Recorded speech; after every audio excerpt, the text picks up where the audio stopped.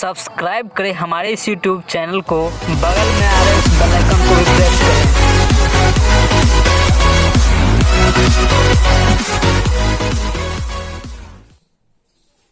Hello students, हम लोग पिछले वीडियो में पढ़े थे जो नंबर के बारे में, नंबर क्या होता है, नंबर के टाइप्स पढ़े थे और उसके डेफिनेशन, नंबर के जितने भी टाइप्स पढ़े थे उसको सारे नंबर्स के डेफिनेशन को बहुत अच्छी तरीके से हम लोग समझ चुके थे।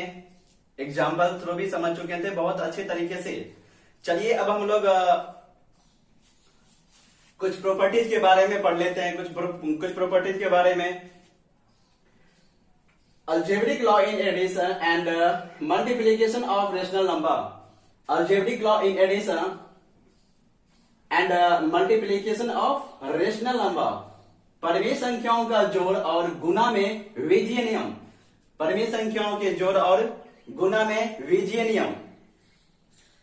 चलिए फर्स्ट प्रॉपर्टीज है closures law. Closures law, okay, closure law यानी कि संबरक नियम। क्लोजर लॉ का हिंदी नेम क्या होता है? संबरक नियम। बहुत ही सिंपल है, बहुत ध्यान से पढ़िएगा।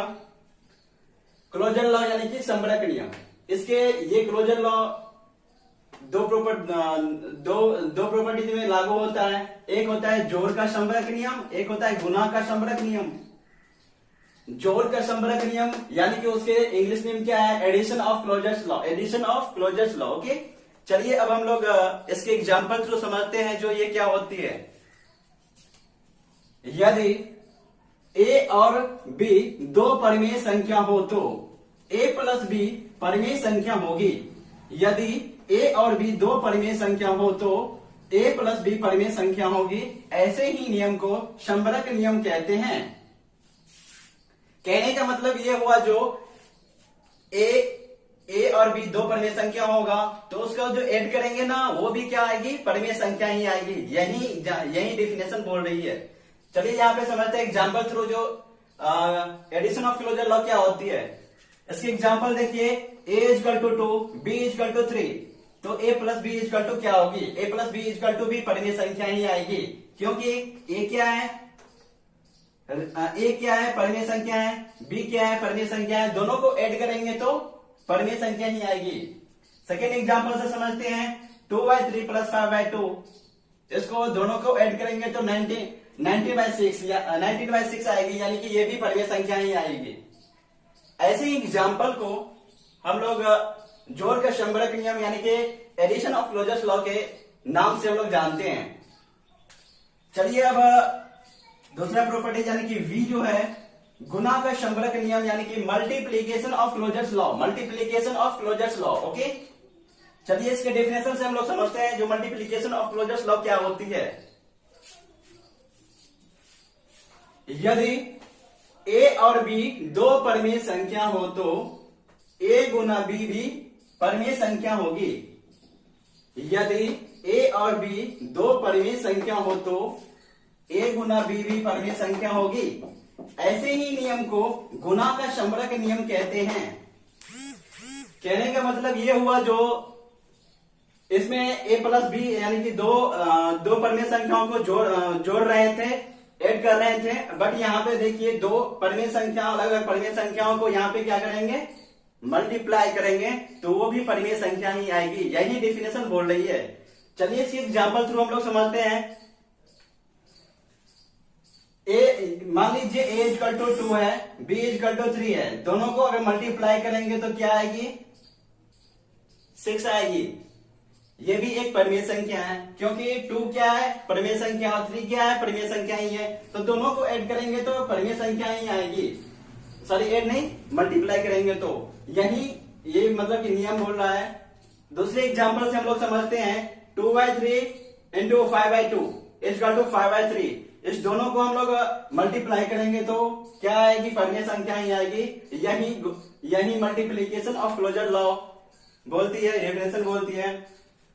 अगर कहीं भी आप लोग को प्रॉब्लम हो तो कमेंट बॉक्स में जरूर भेजिए मुझे, ओके।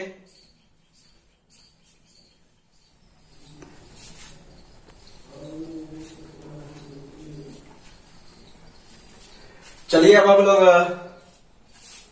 क्रम विनिमय नियम यानी कि कम्यूटेटिव लॉ के बारे में समझते हैं कि ये क्या होता है। ठीक है, क्रम विनिमय नियम यानी कि कम्यूटेटिव लॉ, ये भी दो प्रॉपर्टी में लागू होती है। एक होता है जोड़ का क्रम विनिमय नियम यानी कि एडिशन ऑफ कम्यूटेटिव लॉ, एक होता है गुना का क्रम विनिमय नियम यानी कि multiplication of commutative law. Okay, चलिए अब हम लोग समझते हैं ये क्रम विनिमय नियम, जोड़ का क्रम विनिमय नियम, एडिशन ऑफ कम्यूटेटिव लॉ क्या होती है। इसके एग्जांपल थ्रू हम लोग समझते हैं ये क्या होती है। अतः दो पूर्ण संख्याओं को किसी भी क्रम में जोड़ सकते हैं।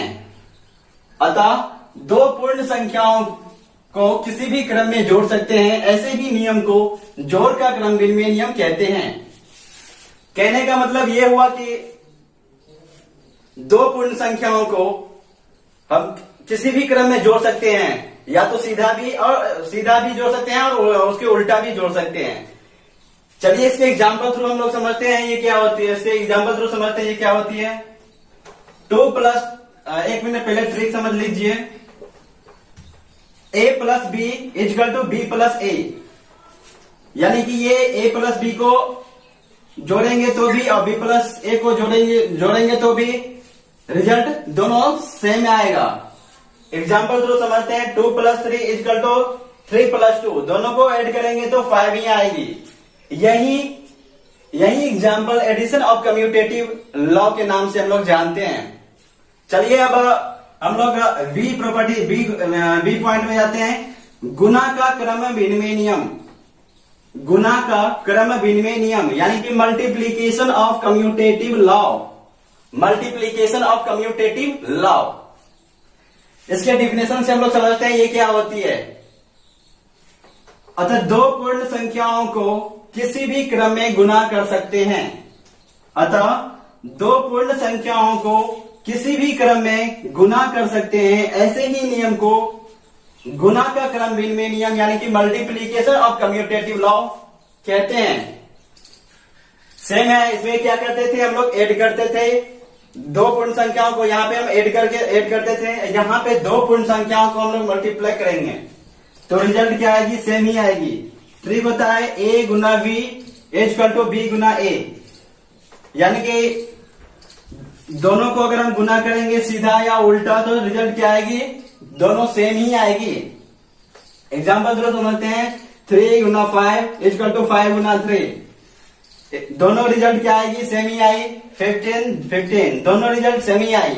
ऐसे ही नियम को हम लोग मल्टीप्लीकेशन और कम्यूटेटिव लॉ के नाम से हम लोग जानते हैं। ओके